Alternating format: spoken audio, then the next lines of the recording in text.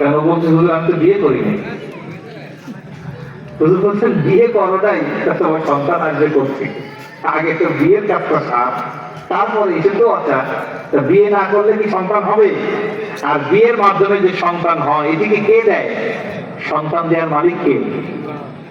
আল্লাহ তাআলা কোরআনুল কারীমের মধ্যে বলেছেন ইয়াহাবু লিমান ইয়াশাউ ইনাসাউ ওয়া ইয়াহাবু লিমান ইয়াশাউল যুকুর। আল্লাহ তাআলা যাকে ইচ্ছা পুত্র সন্তান দান করেন আর যাকে ইচ্ছা কন্যা সন্তান দান করেন। আও ইযাওয়িজুহুম যুকরানা ওয়া ইনাসা, যাকে ইচ্ছা আল্লাহ পুত্রও দেন কন্যাও দেন। ওয়া ইয়াজআলু মান ইয়াশাউ আকীমা, আল্লাহ যাকে ইচ্ছা বন্ধ্যা করেন, ছেলে সন্তান অথবা মেয়ে সন্তান কোনটাই দেন না। ইন্নাহু আলা কুল্লি শাইইন কাদির, এই বিষয়ে একমাত্র ক্ষমতাবান কে?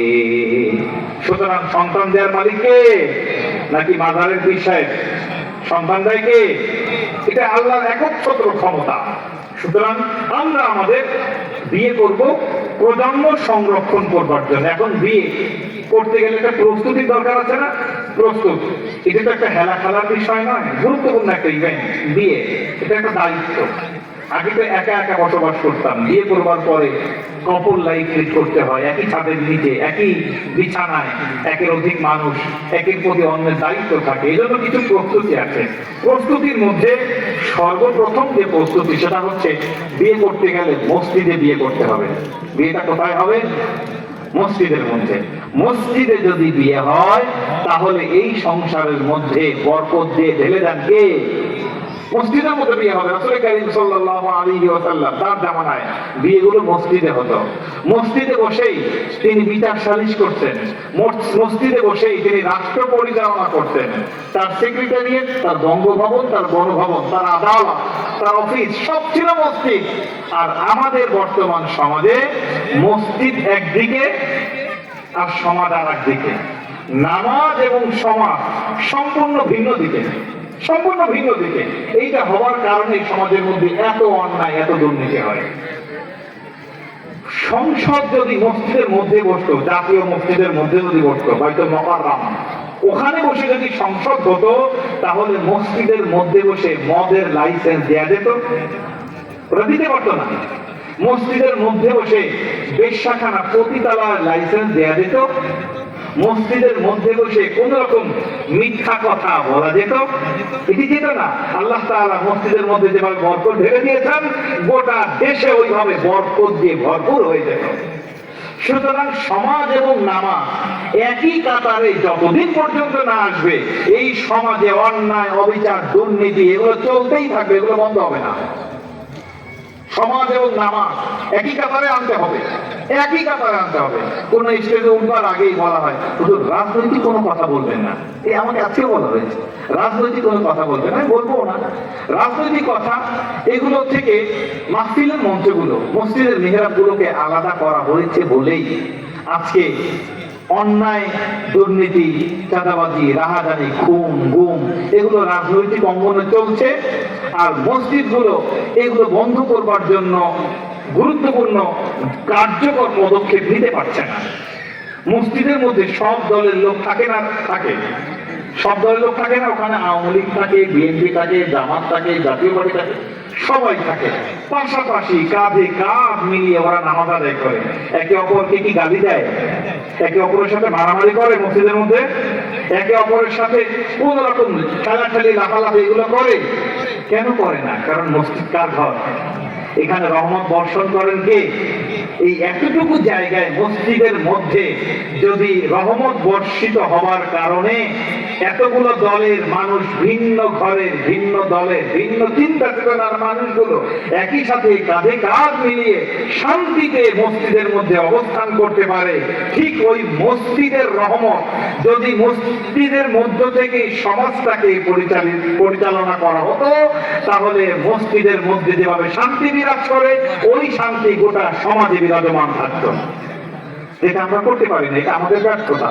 আল্লাহ তাআলা সেই রকম শান্তিময় রাসূল কারীম সাল্লাল্লাহু আলাইহি ওয়াসাল্লাম এবং খেলাফায়ে রাশেদার যুগ আমাদেরকে আবারও দান করুন, বলেন আমিন।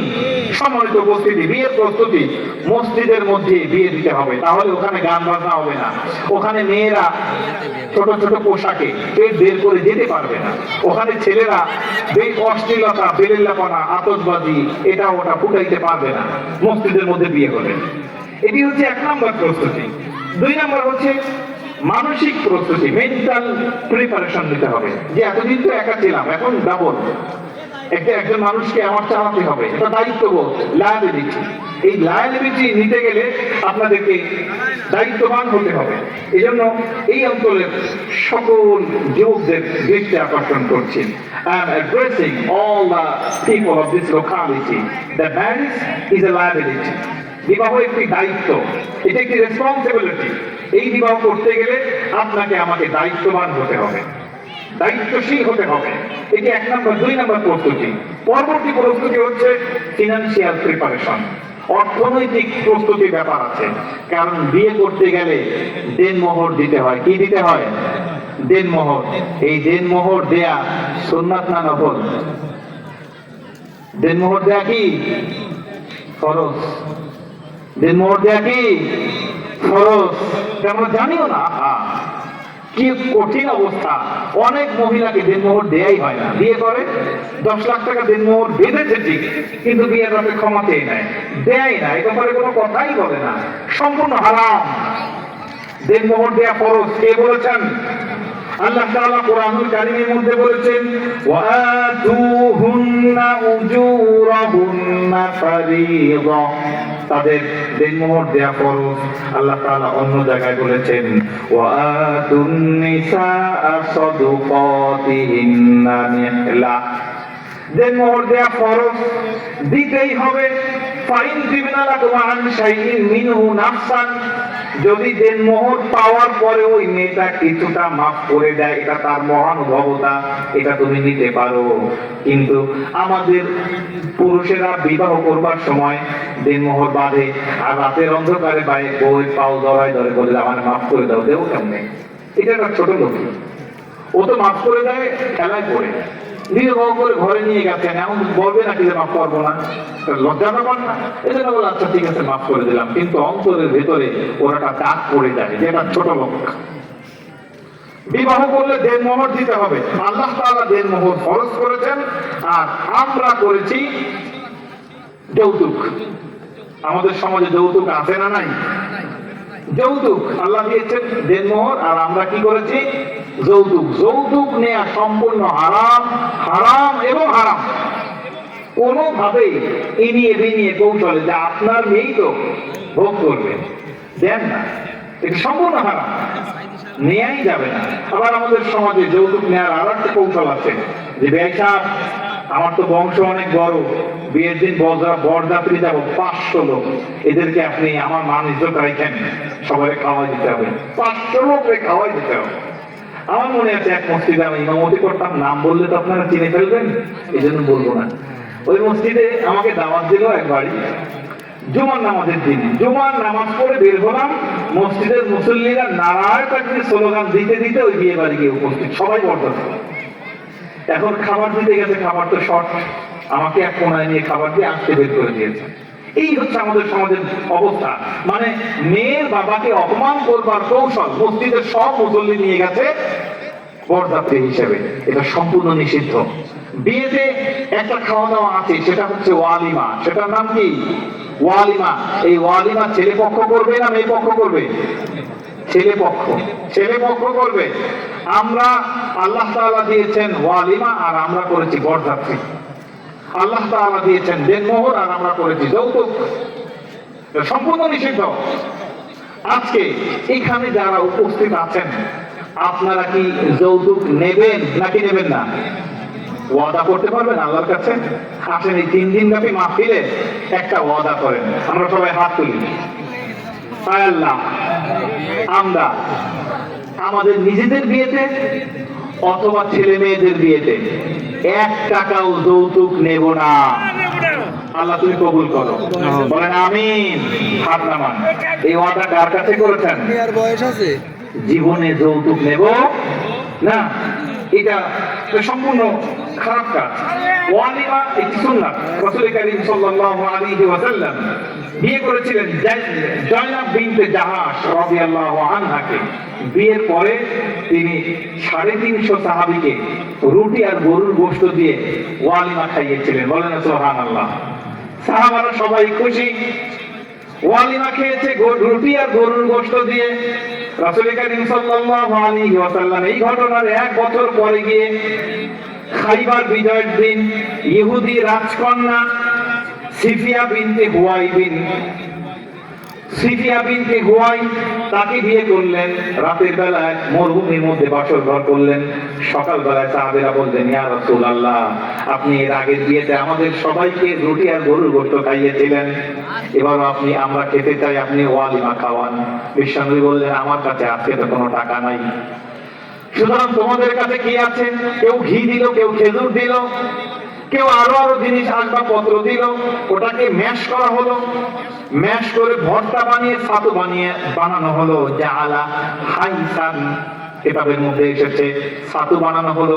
বিশ্বনবী সকল সাহাবাদের হাতে হাতে ছাতু দিয়ে তাদেরকে উপহার দিলেন, খাইতে দিলেন। খাওয়া দাওয়ার পর বিশ্বনবী বললেন, ওই দিন তোমাদেরকে রুটি আর গরুর গোশত দিয়ে ওয়ালিমা খাইয়েছিলাম, আর আজকে ছাতু দিয়ে ওয়ালিমা খাওয়ালাম। তোমরা সবাই বলো আলহামদুলিল্লাহ, সবাই আলহামদুলিল্লাহ বলো। ভালো খাবারও খাওয়ানো যায়, আপনার সামর্থ্য অনুযায়ী আপনি নরমাল খাবারও খাওয়াতে পারেন, তবে ওয়ালিমা করতেই হবে। ওয়ালিমা এটা করতে হবে। সম্মানিত উপস্থিতি, আমরা বিয়ে করতে গেলে আরেকটা প্রস্তুতি হচ্ছে তদন্ত করতে হয় যে মেয়েটা ভালো, ছেলেটা কি ভালো, এই ব্যাপারে একটু দেখতে হয়। কারণ যার সাথে সংসার করব, মেয়েটা আমাদের সংসারে টিকবে কিনা, সে কেমন মানুষ, ভালো মতো খোঁজ খবর নিয়ে তারপরে এই বিয়েটা করা উচিত। অন্যথায় এই সংসার তো টিকবে না। খুব খুব মনোযোগ দিয়ে তদন্তটা করা উচিত। কারণ you are not choosing a life partner, at the same time you are choosing the mother of your upcoming children. আপনি আপনার অনাগত সন্তানদের মাকে তালাশ করে নিয়ে আসছেন। সুতরাং এই মাটা যদি ভালো হয় তাহলে আপনার ঘরের সন্তানগুলো ভালো হবে। এজন্য খোঁজ খবর নিতে হয় মেয়েটা সম্পর্কে, ছেলেটা সম্পর্কে। হাদিসের মধ্যে এসেছে মেয়েদের ব্যাপারে 4টি বিষয় দেখতে হয়। কয়টি বিষয়? 4টি বিষয়, বুখারীর হাদিস। বিশ্বনবী বলেছেন, তুনকাহুল মারআতু লিআরবাঈন, বিয়ে করবার সময় তোমরা একটা মেয়ের 4টা গুণ দেখো। কয়টা গুণ? যুবকেরা, অভিভাবক যারা আছেন খুব খেয়াল দিয়ে শোনেন। মেয়ে তো জীবনে দেখতে যাবেন সন্তানের জন্য, কেউ নিজে বিয়ে করবার জন্য, 4টা গুণ দেখতে হবে। বিশ্বনবী বলেছেন 1 নাম্বার গুণ হচ্ছে লিমালিহা, ওই মেয়েটার সম্পদ আছে কিনা। 1 নাম্বার কি? সম্পদ। 1 নাম্বার কি? সম্পদ। 2 নাম্বার ওয়ালি হাসাবিহা, তার বংশ পরিচয় ভালো কিনা, দুটো। 3 নাম্বার হচ্ছে ওয়ালি জামালিহা, মেয়েটা দেখতে সুন্দর কিনা। কয়টা হলো? 3টা। আরেকটা হচ্ছে ওয়ালি দীনিহা, মেয়েটা দিনদার কিনা, মেয়েটা চরিত্রবান কিনা। বিশ্বনবী বলেছেন ফাসফার লিযাতিদ দ্বীন, তোমরা এই 4টা গুণ দেখবা। কোন একটা গুণ যদি একটু কম হয়, দেখতে খুব একটা ভালো না, অথবা দেখতে ভালো সম্পদ কম, অথবা সম্পদও আছে কিন্তু বংশ পরিচয়টা ভালো না, যে কোনো একটা যদি কম হয়, তোমরা কি করবা? এই 4টার মধ্যে কোনোটা যদি কম হয়, ফাসফার লিযাতিদ দ্বীন, দিনদারিতাকে প্রাধান্য দাও, তারপরে এই মেয়েটাকে বিয়ে করো। তাহলে কি হবে? তারিবাত ইয়াদাকা, দিনদারিতাকে প্রাধান্য দিয়ে এই মেয়েটাকে বিয়ে করলে আল্লাহ তাআলা তোমার 2 হাত বরকত দিয়ে ভরপুর করে দেবে। বলেন সুবহানাল্লাহ।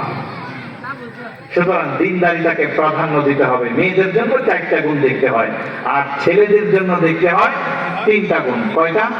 মেয়ের বাবা যারা আছেন অথবা মেয়ের ভাই যারা আছেন, অভিভাবক যারা আছেন, তাদের দৃষ্টি আকর্ষণ করছে।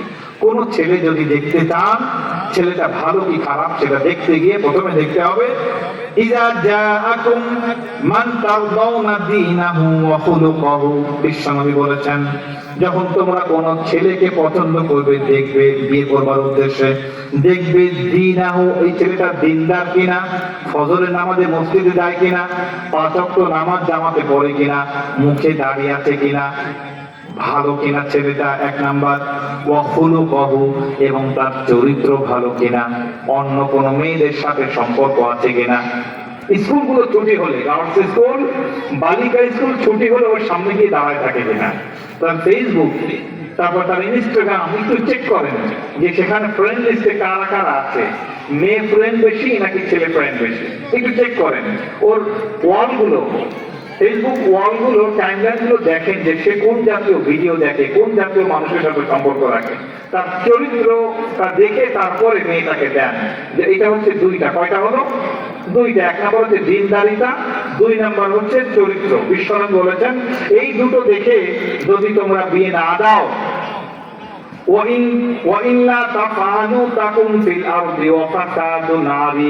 যদি এই দুইটা ঠিক থাকবার পরেও যদি বিয়ে না দাও, তাহলে সমাজের মধ্যে বিশৃঙ্খলা তৈরি হয়ে যাবে, সমাজে বিশৃঙ্খলা দেখা দেবে। এই দুইটা, এই হাদিসের মধ্যে দুইটা আসছে। অন্য একটা হাদিসে রাসূল কারীম সাল্লাল্লাহু আলাইহি ওয়াসাল্লাম বলেছেন 3 নাম্বার ছেলের গুণ হচ্ছে যেই মেয়েটাকে ওই ছেলের সাথে বিয়ে দেবে, মেয়েটা ছেলেটাকে পছন্দ করে কিনা। মেয়ের পছন্দ হতে হবে। মেয়েটা পছন্দ করে না, ছেলে বড় চাকরি করে, ওই দেখে আপনি ধরে বিয়ে দিয়ে দিলেন, এটা হবে না, কারণ ওই সংসারটা তখন আর টেকে না, সংসারে অশান্তি হয়। মেয়েটাকে দেখান যে এই ছেলেটার সাথে আমরা বিয়ে ঠিক করেছি, তুমি রাজি কিনা। শোনো, বিশ্বনবী রাসূল কারীম সাল্লাল্লাহু আলাইহি ওয়াসাল্লাম যখন হযরত ফাতেমা রাদিয়াল্লাহু আনহাকে বিয়ে দেবেন, তিনি ডাক দিয়ে বললেন, ইয়া ফাতেমা ইন্না আলিয়ান ইয়াজকুরুকি, আলী আমার কাছে তোমার ব্যাপারে প্রস্তাব দিয়েছে, হাল আনতি রাদিয়ান, আলীর ব্যাপারে তুমি রাজি কিনা। যদি তুমি রাজি হও, আলী প্রস্তাব দিয়েছে, যদি তুমি রাজি হও তাহলে তোমাকে আলীর সাথে বিয়ে দিয়ে দেব, আর যদি তুমি রাজি না হও আলীকে আমি ফেরত দিয়ে দেব। জোরে বলেন সুবহানাল্লাহ। মেয়ের মতামতের প্রয়োজন আছে না নাই? অবশ্যই আছে। আপনি ধরে কাজ করুন, চরিত্র বিয়ে দিয়ে দেবেন একজন ইঞ্জিনিয়ার, ডাক্তার, বড় ব্যবসায়ী, কন্ট্রাক্টর দেখে দিয়ে দিলেন, অথচ মেয়েটা ওখানে যেতে চায় না, মেয়েটা ওখানে যেতে চায় না, আপনি তাকে জোর করে বিয়ে দিলেন সম্পদ দেখে, টাকা পয়সা দেখে, ওই সংসার না টেকার সম্ভাবনাই বেশি। এই জন্য মেয়েদের মতামত নেওয়া খুবই জরুরি।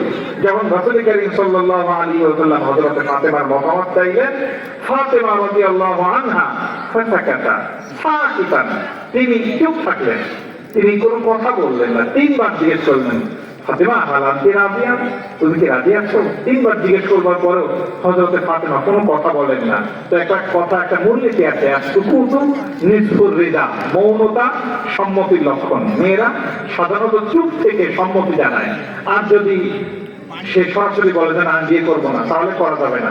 চুপ যদি থাকে তাহলে বুঝতে হবে রাজি আছে।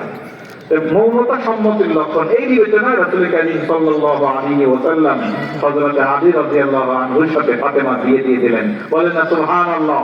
ওই ঘরটা এত শান্তিময় হয়েছিল, দুনিয়া